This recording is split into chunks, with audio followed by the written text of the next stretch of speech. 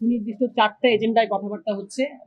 একটা এজেন্ডার আলোচনা ইতিমধ্যে শেষ হয়েছে এবং আপনারা ধরতে পারেন যে একটা সিদ্ধান্তে বা সবাই একটা কনসেনসাসে এসেছে। সেটা হচ্ছে ৭০ অনুচ্ছেদের ব্যাপারে। এটা আপনারা জানেন যে কমিশন যে সমস্ত বিষয় নিয়ে আলোচনা করছে তার মধ্যে এটা খুবই ভাইটাল একটা ব্যাপার এবং প্রত্যেকটা রাজনৈতিক দলেরই এই ব্যাপারে খুব তীব্র মতামত আছে।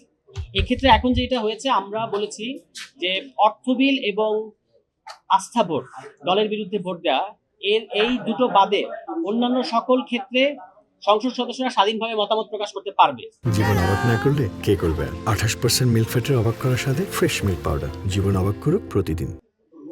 এটা আমরা বলেছি আমাদের জায়গা থেকে। আরো কথা এসেছে যে সংবিধান সংশোধনী এবং রাষ্ট্রপতি নির্বাচনের ক্ষেত্রে ৭০ অনুচ্ছেদ প্রযোজ্য হবে কিনা।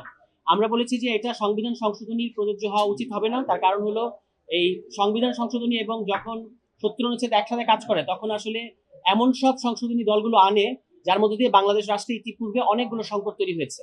এই কারণে সংবিধান সংশোধনীর ক্ষেত্রে দলের পক্ষে থাকাটা বাধ্যতামূলক কিনা হবে কিনা একটা সংসদ সদস্যের জন্য, এটা আরো আলোচনার দাবি রাখে।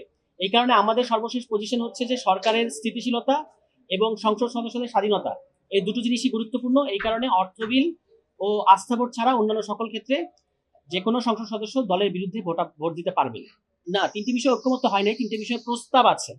এই মানে আস্থা ভোট, অর্থ বিল এবং সংবিধান সংশোধনী, এই তিনটা প্রস্তাব এসেছে। কিন্তু আজকের হাউসে এবং রাষ্ট্রপতি নির্বাচনটা আজকে নতুন করে এসেছে। রাষ্ট্রপতি নির্বাচনটা যদি আমরা বাদও রাখি, তিনটা মূল বিষয় তার মধ্যে সংবিধান সংশোধনীর ব্যাপারটা আলোচনায় এসেছে, কিন্তু বেশিরভাগ দল এখানে আসলে এই ব্যাপারে বলেছেন যে সংবিধান সংশোধনীর ক্ষেত্রে সদস্যদের স্বাধীনভাবে মতামত প্রকাশ করতে দেওয়া উচিত। আর এই ব্যাপারে যদি সিদ্ধান্ত নিতে হয় তাহলে আরো কথাবার্তা বলতে হবে। দুটো ব্যাপারে সবাই একমত হয়েছে। এটা বিএনপি বলেছেন, তারা জাতীয় নিরাপত্তা, কিন্তু জাতীয় নিরাপত্তাটা যেহেতু ডিফাইন্ড না এবং এটা আমাদের কাছে মনে হচ্ছে যে সেই একই ৭০ অনুচ্ছেদ যে কোনো কিছুই আপনি জাতীয় নিরাপত্তার নামে নিজের দলের সদস্যদেরকে মতামত দেওয়াটাকে আপনি বন্ধ করতে পারবেন।